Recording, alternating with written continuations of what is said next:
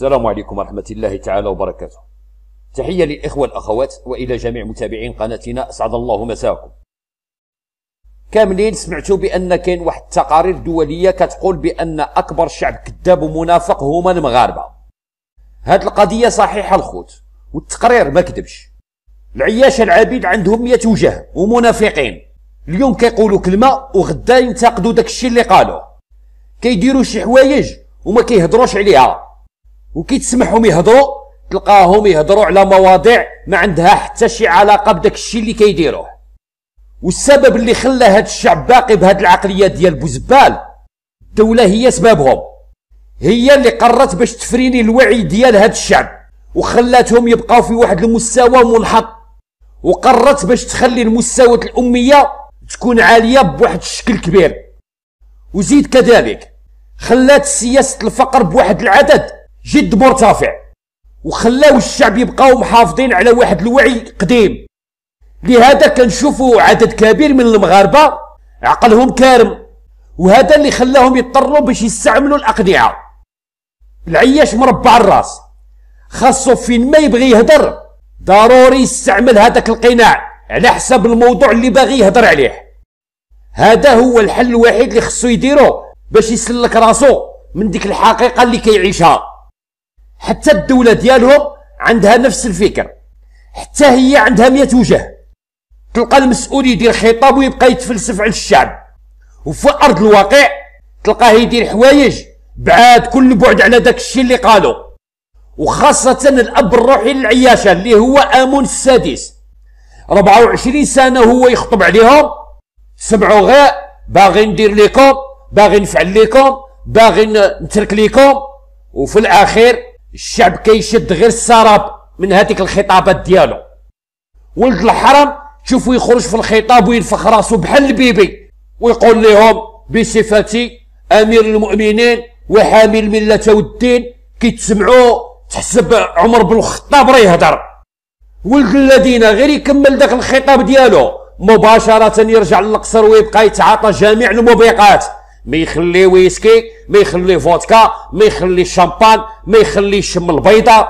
عقلو يطير من بلاصتو وكيمشي ينعس يقول ابو زعيتر اجي حدايا جيب لي النعاس، منتقد مع راسو 360 درجه. وهذاك الشعب داير بحالو، حتى هما الهضره ديالهم تلقاوها في جهه والواقع ديالهم تلقاوها في جهه اخرى. ما كيديروش داك الشيء اللي كيقولوه وما يقولوش داك الشيء اللي كيديروه، وهذا كيدل بانهم منافقين وما عندهمش شخصيه قويه وما عندهمش وعي اللي يخليهم يعرفوا الحقوق ديالهم والواجبات اللي عليهم. ما عندهمش الثقه في النفس. العياشه علاش ما كيملكوش هاد الصفات؟ لانهم ماشي احرار وما عندهمش الكرامه، والنظام كيمنع عليهم باش يملكوا هادو جوج حوايج اللي هما الحريه والكرامه. تلقى البنادم كيعرف راسو بانه كيعيش في الظلم والحقره والفقر، ولكن خاصو يقلب على اساليب اخرى اللي تخليه يبعد على هاد المشاكل. شنو هي هاد الاساليب؟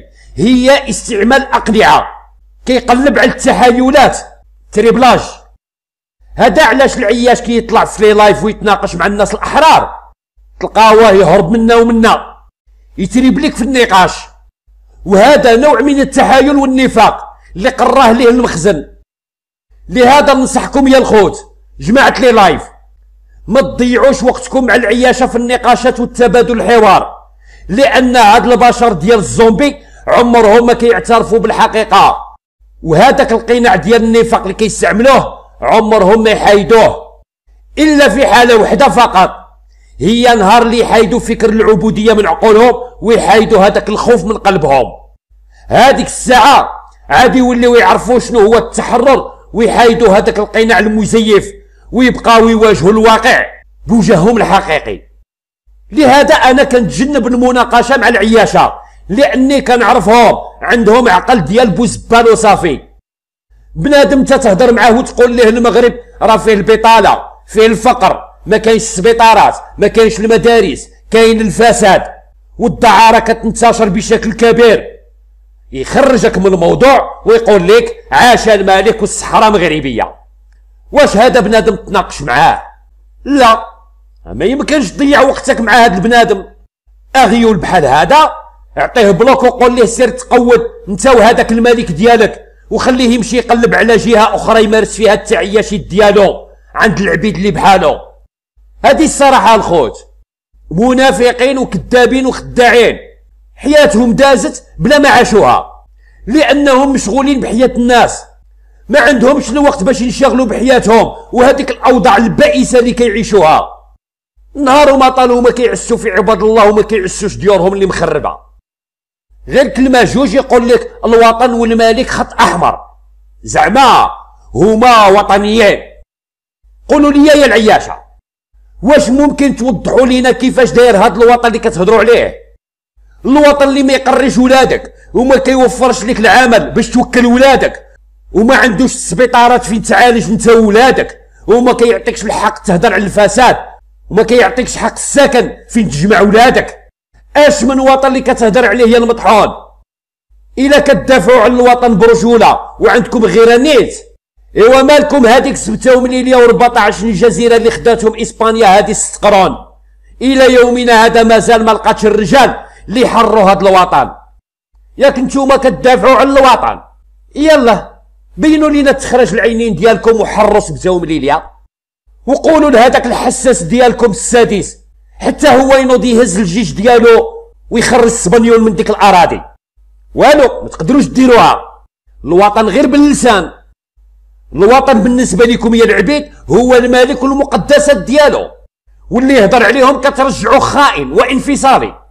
ولكن البنادم اللي كيتنازل على اراضيه للسبنيول هذاك نتوما كتسميوه وطني وعنده مقدسات ويجب على العبيد احترامها والدفاع عنها.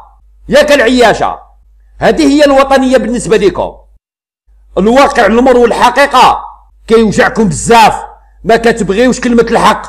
هذا علاش قلنا لكم بانكم شعب منافق وعندكم 100 وجه، والنظام ديالكم هو اللي وصلكم لهذه الحاله ديال الذل، وبقى يستعمل فيكم كعبيد تخدموا المصلحه ديالو وتلبوا ليه الرغبات ديالو، واللي يحل فمو يقص ليه لسانه. هذه هي حياتكم في بلاد مملكه الجلادين. بركه من هذه العبوديه وتحروا وعيشوا حياتكم في ارضكم وكونوا خير بلادكم، وخليكم من الركوع والسجود للبشر. هذا اللي نقوله لكم. هذا هو الفيديو ديال اليوم الخوت، تحياتي للجميع ولقاؤنا في موعد اخر ان شاء الله. السلام عليكم.